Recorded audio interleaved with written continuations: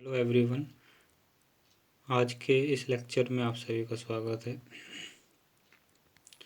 जैसा कि हमने पिछले लेक्चर में जाना इलेक्ट्रिक फील्ड क्या होता है, आज के इस लेक्चर में हम जानेंगे इलेक्ट्रिक डायपोल और डायपोल मोमेंट क्या होगा और इलेक्ट्रिक डायपोल के कारण एक्सियल और इक्वेटोरियल डायरेक्शन में डायपोल के कारण से कितना इलेक्ट्रिक फील्ड किसी पॉइंट पर उत्पन्न होता है। तो आइए स्टार्ट करते हैं। Electric dipole, it consists of two charges, both have same magnitude but opposite in nature, separated by a distance 2a। तो सेटअप देखते हैं। दो पॉइंट चार्ज जो मैग्नीट्यूड में तो समान है परंतु इनकी नेचर अपोजिट है, अर्थात एक नेगेटिव एक पॉजिटिव है। दोनों एक अल्प डिस्टेंस 2a से सेपरेटेड हैं। इन दोनों को जॉइन करने वाली लाइन को हम डायपोल लेंथ कहते हैं, एक्सियल लाइन कहते हैं, और इनके बीच का जो सेपरेशन है 2a, ये जो सेपरेशन है ये कहलाता है डायपोल लेंथ। ये डायपोल का ओरिजिन है। ओरिजिन पर परपेंडिकुलर ड्रॉ की गई लाइन को हम इक्वेटोरियल लाइन कहते हैं और इस सेटअप को हम फिजिकल डायपोल कहते हैं। तो दिस इज फिजिकल डायपोल।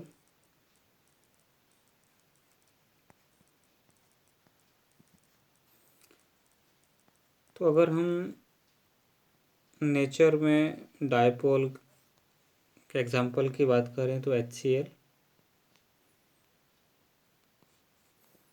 एक एग्जांपल है डायपोल,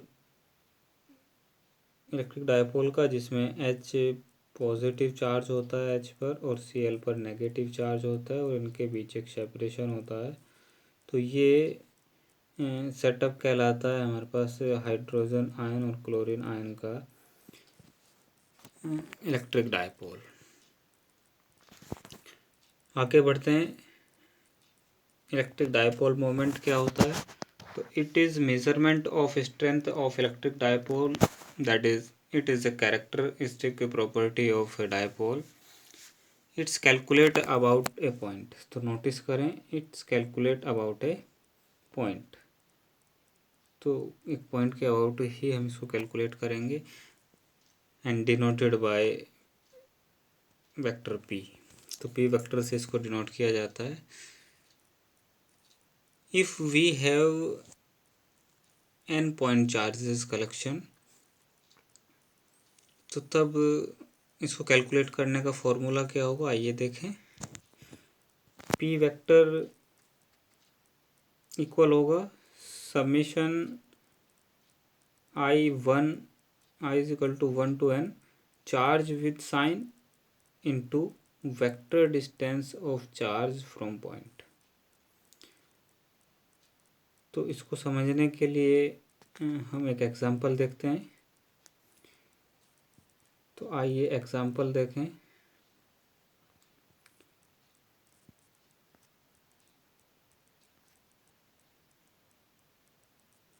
तो एग्जांपल है electric dipole moment of a physical dipole about A point. तो एक पॉइंट चार्ज है -q, जो शॉर्टर डिस्टेंस, जिसके शॉर्टर डिस्टेंस पर एक चार्ज +q रखा है। तो ये सेटअप, ये अरेंजमेंट इलेक्ट्रिक डायपोल कहलाता है। इन दोनों के बीच का सेपरेशन हमने माना है r। हम किसी पॉइंट के अबाउट इसका इलेक्ट्रिक डायपोल मोमेंट कैलकुलेट करेंगे। मान लें पॉइंट P, इस पॉइंट के अबाउट इसका इलेक्ट्रिक डायपोल कैलकुलेट करना है। तो हमें वेक्टर डिस्टेंस चाहिए पॉइंट चार्ज से। तो यहाँ पर हम ड्रॉ कर लेते हैं। ये वेक्टर डिस्टेंस होगी पॉइंट चार्ज -q से, मान लेते हैं कितना, r माइनस वेक्टर। तो r minus due to -q charge. and vector distance of point P from positive charge Q is R plus vector. तो फॉर्मूले के अकॉर्डिंग अगर हम देखें तो P vector is equal to होगा plus Q into vector distance from this charge R plus vector plus minus Q vector distance from this vector is R minus vector, क्योंकि 2 charge का कलेक्शन है तो 2 ही हम यहाँ पर प्लस करेंगे। तो इन दोनों में से हम कॉमन आउट कर सकते हैं। P vector is equal to Q common out आ जाएगा तो R प्लस वेक्टर बचेगा यहाँ पर, माइनस बचेगा R माइनस वेक्टर।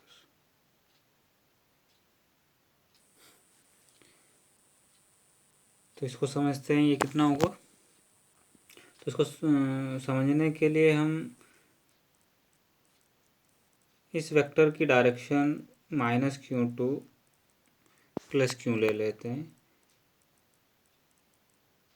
तो अगर इसमें वेक्टर कैलकुलेट करें तो R minus vector plus R vector equal होगा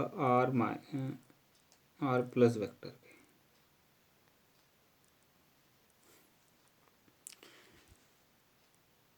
यानी कि यहाँ से R वेक्टर इक्वल हो जाएगा कितना, ये जो R माइनस वेक्टर है ये इस साइड चला जाएगा और माइनस हो जाएगा, तो R plus vector minus R minus vector. तो इसको हम लिख सकते हैं P vector is equal to Q into R vector. तो अगर R वेक्टर का यूनिट वेक्टर जेड कैप है तब P वेक्टर को हम लिख सकते हैं R vector is equal to Q into R into zed cap. यहाँ पर Q into R dipole moment का मैग्नीट्यूड है, तो मैग्नीट्यूड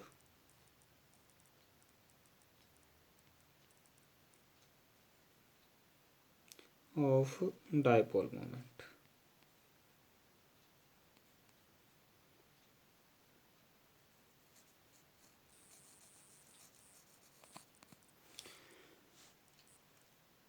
इसके यूनिट के बारे में बात करें तो इसकी यूनिट होगी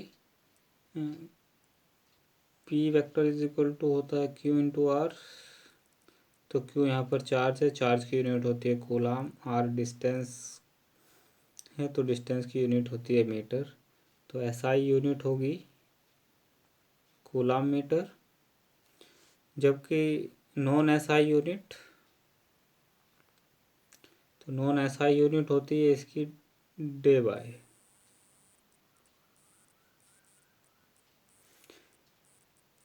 डी से रिप्रेजेंट करते हैं तो एक डे बाय इक्वल होता है 3.3354 इंटू 10⁻⁻30 कूलाम मीटर। तो ये भी हमें याद रखना है। तो इलेक्ट्रिक डाइपोल मोमेंट होता है किसी पॉइंट के about due to physical dipole. आगे बढ़ते हैं, देखते हैं electric dipole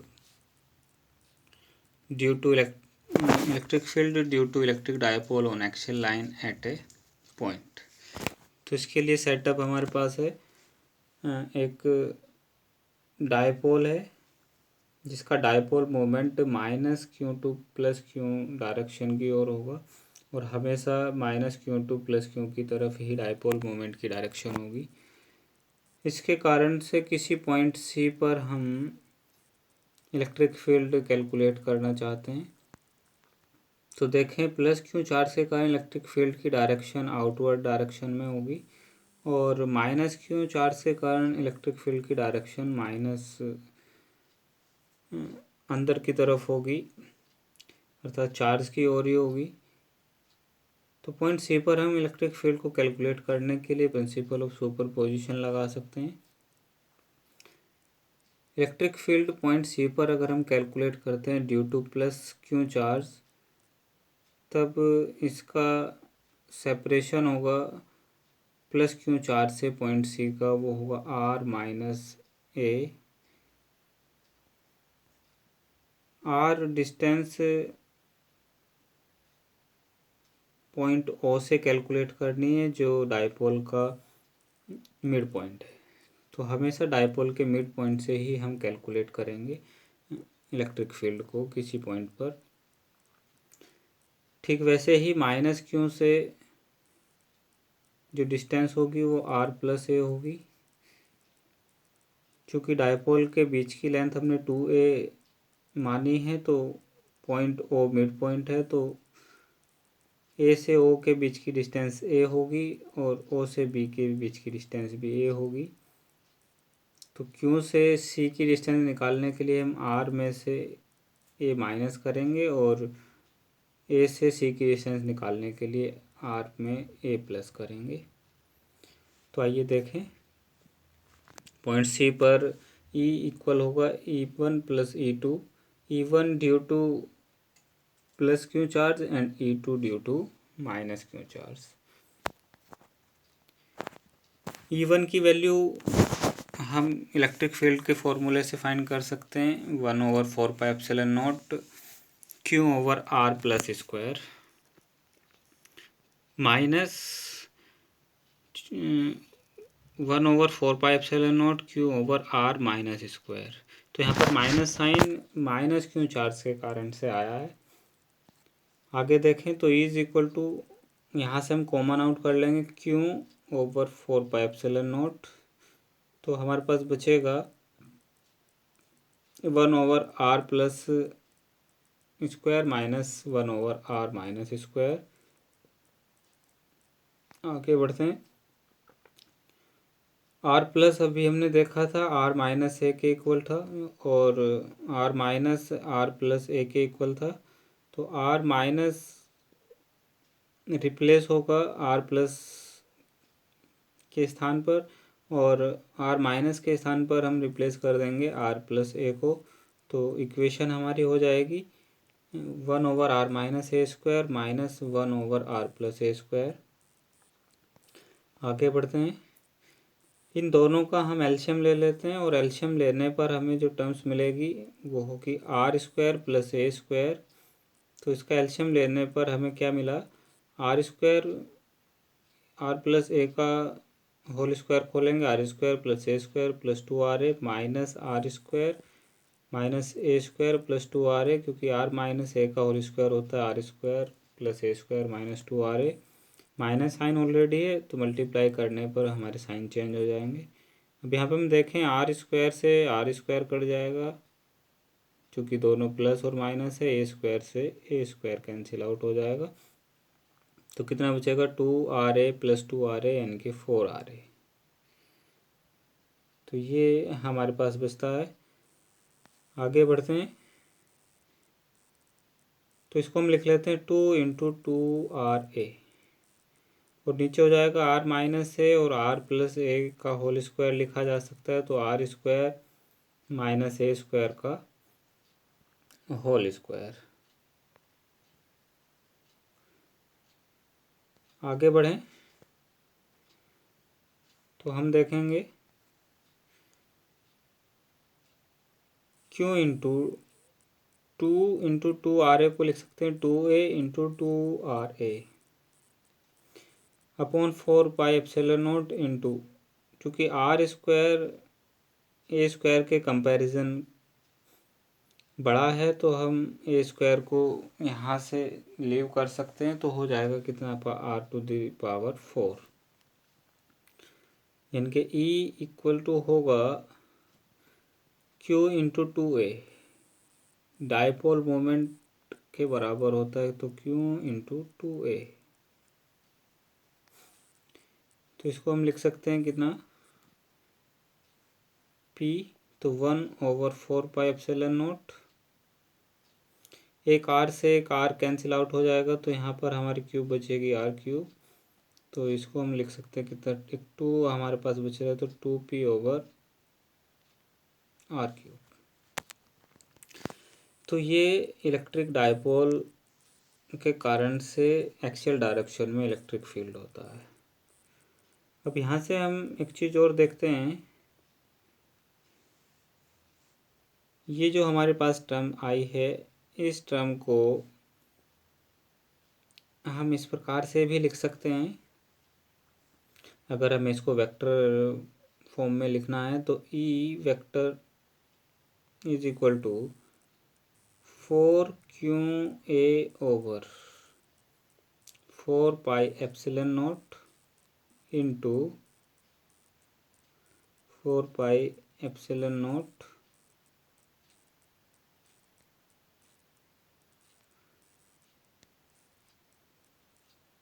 into R3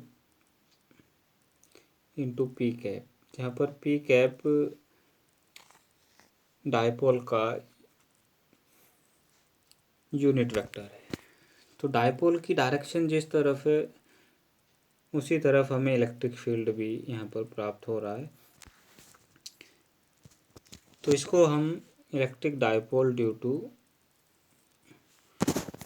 field due to electric dipole के लिए हम फॉर्मूला इस्तेमाल करते हैं। बेसिकली फॉर्मूला हमारे पास बनेगा E is equal to 2P/4πε0 into R3। आगे बढ़ते हैं। इलेक्ट्रिक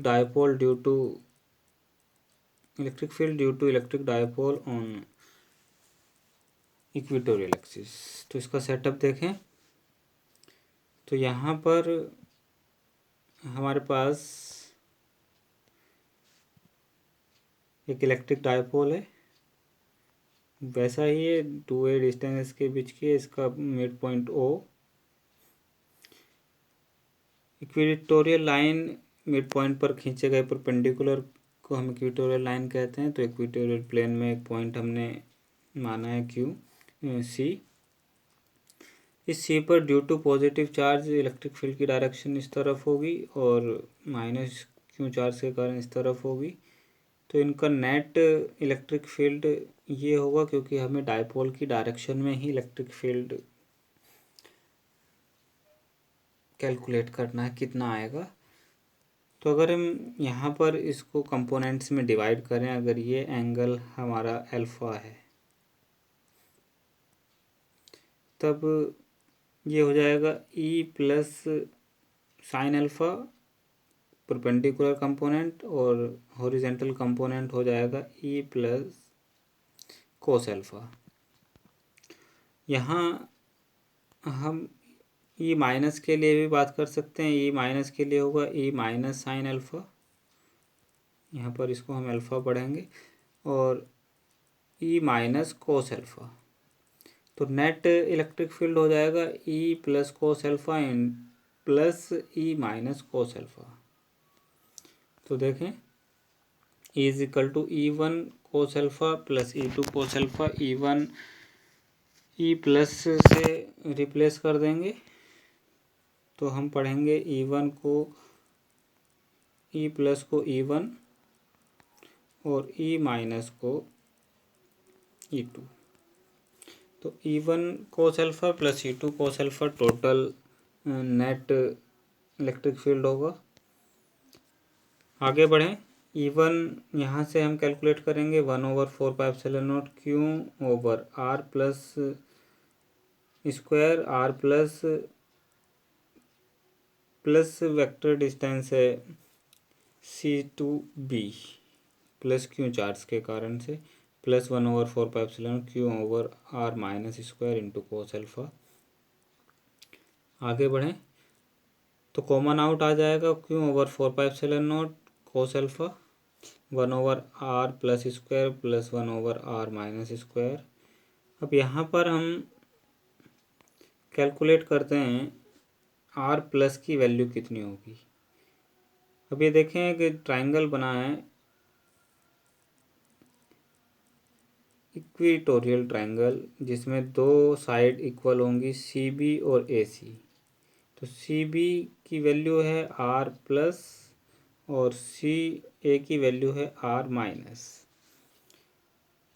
और O से C की वैल्यू है r। तो एक ट्राइंगल अगर हम यहाँ से बनाए, परपेंडिकुलर ट्राइंगल बन रहा है जिसका एक एंगल 90 डिग्री है, ये एंगल 90 डिग्री है और इसको हमने माना अल्फ़ा। तब यहाँ से r², ये वैल्यू है r, ये वैल्यू है आपका a और ये वैल्यू है r+।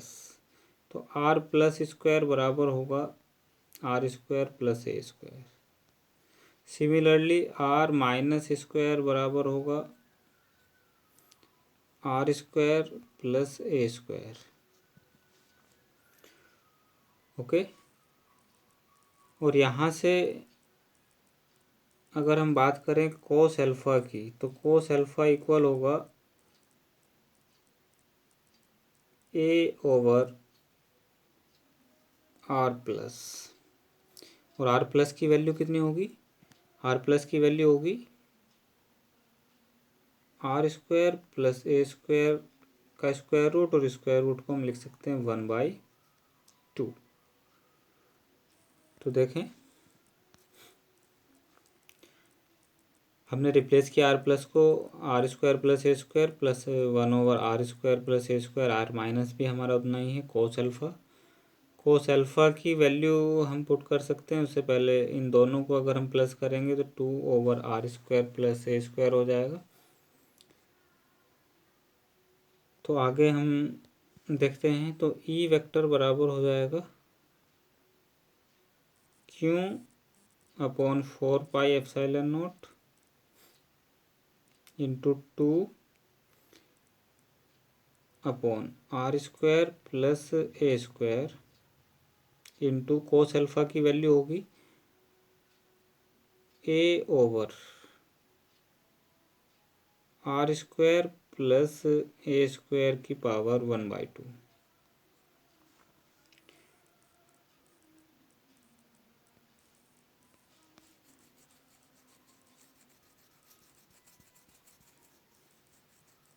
तो यहाँ से हम देखें r² प्लस a² की पावर 1 है और r² प्लस a² की पावर 1/2 है, तो ये प्लस होकर के पावर हो जाएगी E इक्वल टू 1/4πε0। ये हो गया हमारा Q into 2a/r² plus a² की पावर 3/2 इंटू पी कैप हो जाएगा। और पी कैप यहाँ पर हम देखें माइनस डायरेक्शन में है, तो ये होगा आपका -p वेक्टर, ये -p कैप। तो जो कि हम यहाँ पर देख रहे हैं -p वेक्टर डायरेक्शन में है। इसके बाद हम p इंटू 2a को मैग्नीट्यूड ऑफ p लिख सकते हैं, तो इलेक्ट्रिक फील्ड हो जाएगा इक्वेटोरियल डायरेक्शन में E equal to Q -p/4πε0।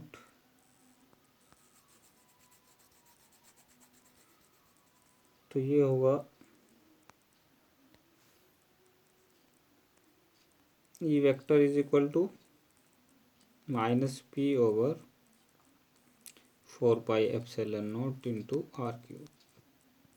तो यहाँ पर हम देख पा रहे हैं जो इलेक्ट्रिक फील्ड है वो -p/4πε0 इंटू r³ के इक्वल है। एक्सियल डायरेक्शन में 2p/4πε0 इंटू r³ के इक्वल होता है। तो एक्सियल डायरेक्शन में जो डायपोल के कारण से इलेक्ट्रिक फील्ड होता है वो डबल होता है इक्वेटोरियल डायरेक्शन के। तो यहाँ पर हमें ध्यान देना है कि डायपोल फील्ड के लिए अगर दूरी अधिक है तो इलेक्ट्रिक फील्ड 1/r² के रूप में नहीं 1/r³ के रूप में कम होता है। तो हमें ये ध्यान रखना है कि डायपोल के कारण से किस प्रकार से इलेक्ट्रिक फील्ड चेंज हो।